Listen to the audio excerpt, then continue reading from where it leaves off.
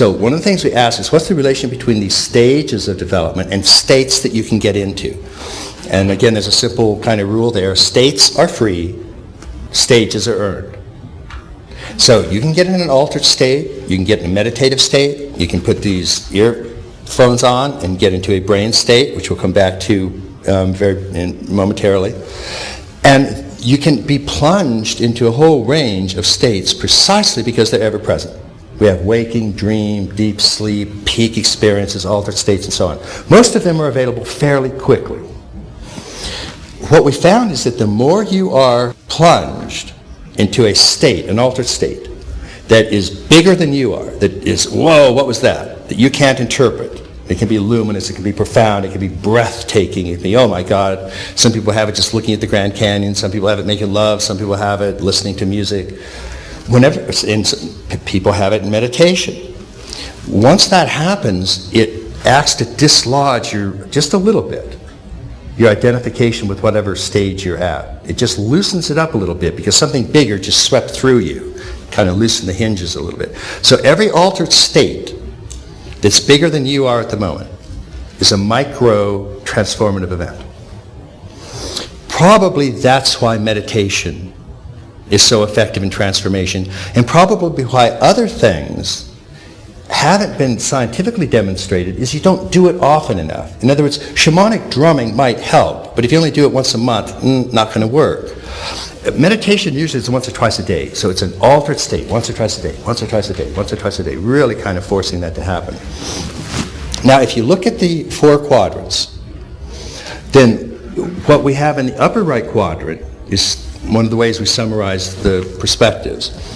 It's basically the objective parts of you that science would recognize that you can see in a third-person objective stance. So it's the brain and the brainstem and the hemispheres, and the brain produces different states, physiological brain states, like alpha states, beta, theta, delta, and so on. Traditionally, the great wisdom traditions maintain that waking, dream, and deep sleep states of consciousness are correlated with gross, subtle, and causal realities. In other words, they actually are associated with some very deep phenomena in your own being.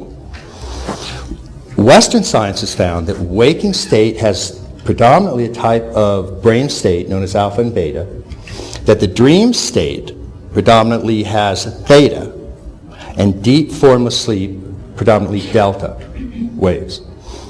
So what we found is that you can take some of these brain-mind technologies, strap the little thing on your head, it can be holosync or any number of things, and induce these brain states. You can induce a theta state, and when you do that, people will often start to have dream-like reverie in the upper left quadrant. And on occasion, you can get them into deep delta states, and then they'll have an experience of vast, empty formlessness.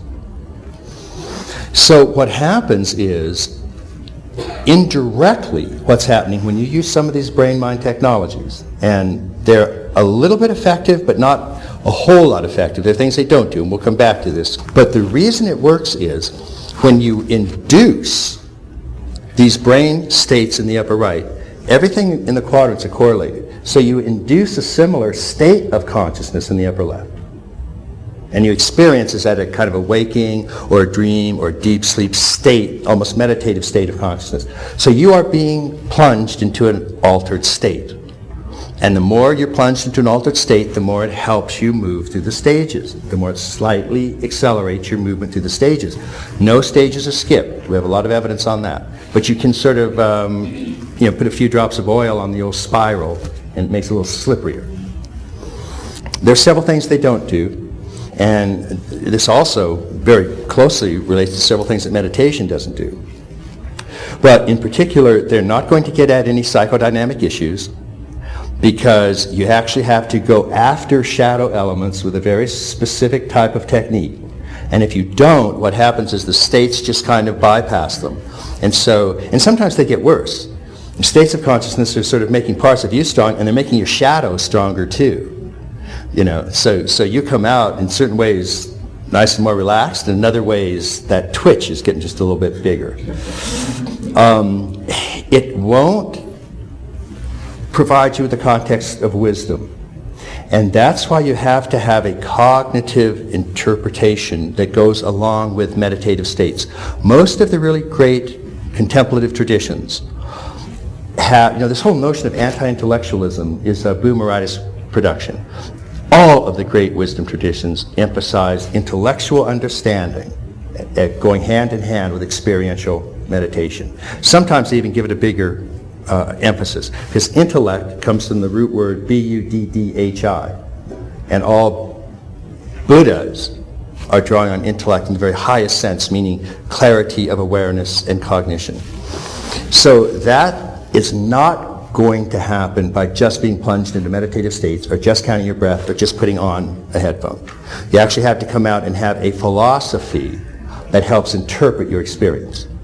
And so, or it won't stick. It just doesn't stick very well. And this is one of the hard lessons we've learned in the last 30 years from the human potential movement. You can go in, you can have the great experiential explosion. 3 weeks later, it's gone. 4 weeks after that, you're more depressed than when you went in. So, but if you hold it in an integral framework, not only do they stick, you have a way to relate it to other areas. And so we're finding that we can, in a sense, revitalize the human potential movement by putting in a larger picture and using a lot of these techniques to carry it forward.